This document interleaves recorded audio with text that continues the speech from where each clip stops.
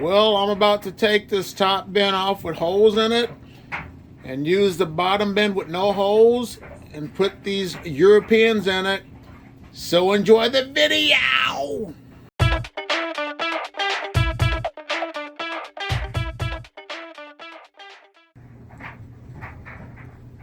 The reason I want to no longer use this top bin with holes in it is because with experience that I have gained over the years, I'm able to maintain my bins a lot better. If you're new, it's okay to start off having your bins with holes in the bottom, one for drainage and one to fill up. But for me, you're kind of wasting your money when it comes to that. So let me put these worms into another bin. They're not going to be happy with me for a few minutes, but they'll be okay.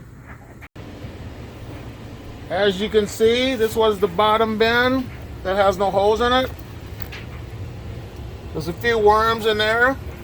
And look at all that. That's a lot of liquid. But I'm glad I put this cardboard down as a buffer.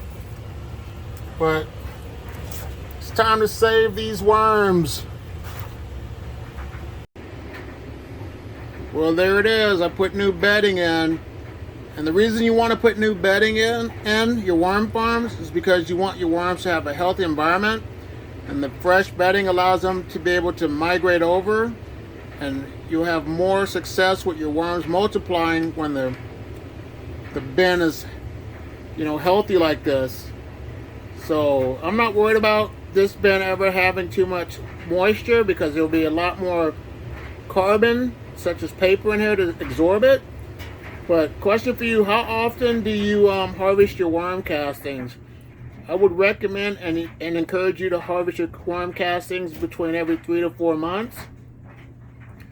So here are a few other videos to learn more about worms. I just want to say thank you for taking time out to watch this video. Like it.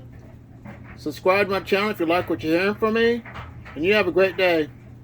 Bye.